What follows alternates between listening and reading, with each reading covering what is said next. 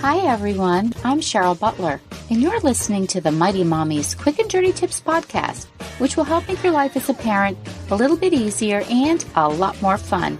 Welcome!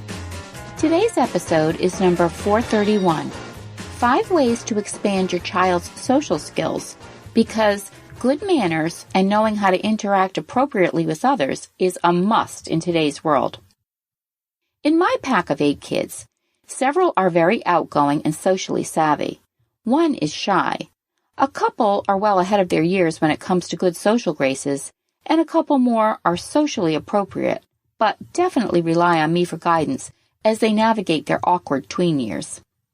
Basically, kids reach social milestones as they grow and mature, just like they meet developmental milestones. In Improving Kids' Social Skills, Susan Diamond, M.A., a speech-language pathologist and author of Social Rules for Kids, says it's important to know the normal developmental skills appropriate for different age groups so you can determine where help is needed. My kids, now ages 11 through 24, have all experienced a different journey along the road to attaining appropriate social interaction skills. So today, Mighty Mommy shares 5 ways that you can help your child expand his own social graces, which will help him grow into a confident young adult. Tip number 1. Identify age-appropriate social skills. Too often, we as parents compare our own kids to their peers when we're not sure if they're reaching milestones at the appropriate age. While some kids absolutely start out a bit slower in the socializing department, half of my 8 kids included, there are some helpful milestones to keep in mind. In How Can I Help My Kids Develop Better Social Skills?, a study done at Vanderbilt University found the top 10 social skills kids need to succeed in elementary school based on surveys of 8,000 elementary teachers and 2 decades of classroom research. And these are 1. Listen to others. 2. Follow the steps. 3. Follow the rules. 4. Ignore distractions. 5. Ask for help. 6. Take turns when you talk. 7. Get along with others. 8. Stay calm with others. 9. Be responsible for your own behavior. And 10. Do nice things for others. Number 2. Pretend play. I had 3 significantly speech-delayed children, and one of the strategies that our speech pathologist used on a regular basis was engaging my kids in pretend play. Anything from playing house and taking care of dolls and stuffed animals to being a fireman who would help people put out fires became a part of each and every session. One of the reasons pretend play was so important was because it allowed my speech-delayed kids to learn language by imitation. But playing pretend with other children or adults also helps children learn their social skills, the ones that they're going to need to get along in a world full of people. In pretend play, children actually practice taking on adult roles, such as a parent, a cook, a doctor, or a teacher.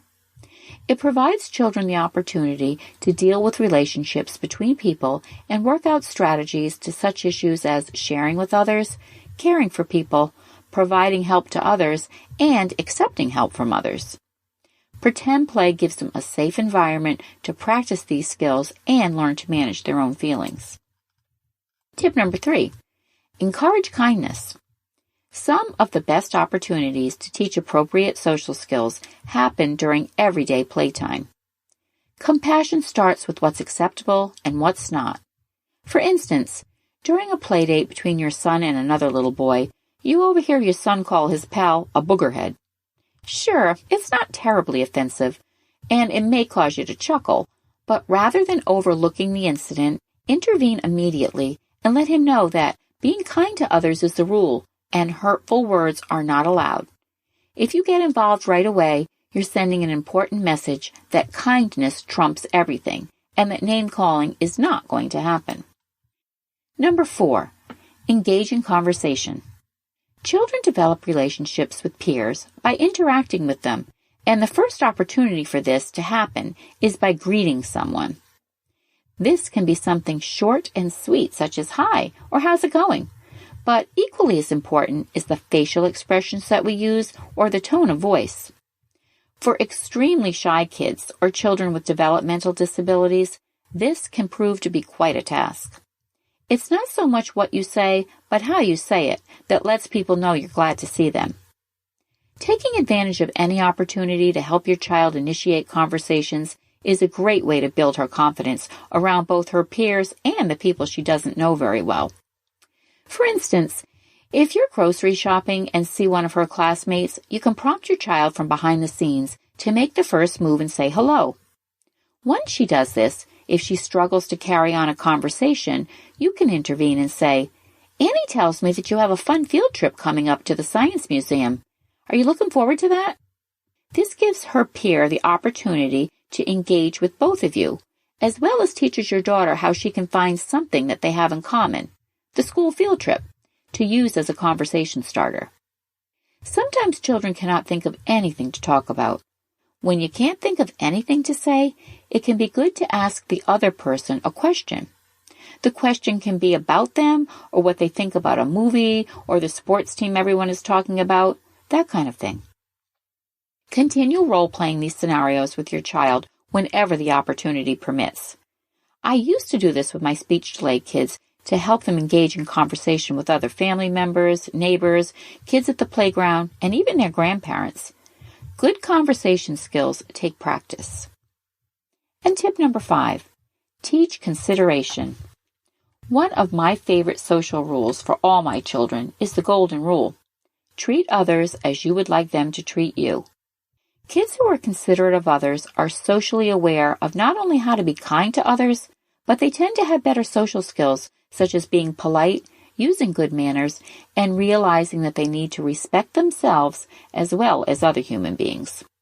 In How to Raise a Socially Intelligent Child, Dr. Laura Markham explains that parents need to teach their children that people are important. She says, all parents have to choose their battles, so put up with messiness and dawdling if you must, but teach your child consideration for others. Model it for him early on, praise it, help him brainstorm to solve peer problems, and don't let your child intentionally or unintentionally disrespect another person. If you can't confront it as it happens without embarrassing your child, be sure to talk about it later in private. As kids get older, you may need to be very explicit about insisting that they acknowledge adults in their presence, as well as other kids. Often preteens and young adolescents need to be reminded of this, and to be given coaching on how to handle interactions that feel awkward to them. How do you help your child stay on his social game? Please share your thoughts in the comments section at quickanddirtytips.com/mighty-mommy, or you can post your ideas on the Mighty Mommy Facebook page.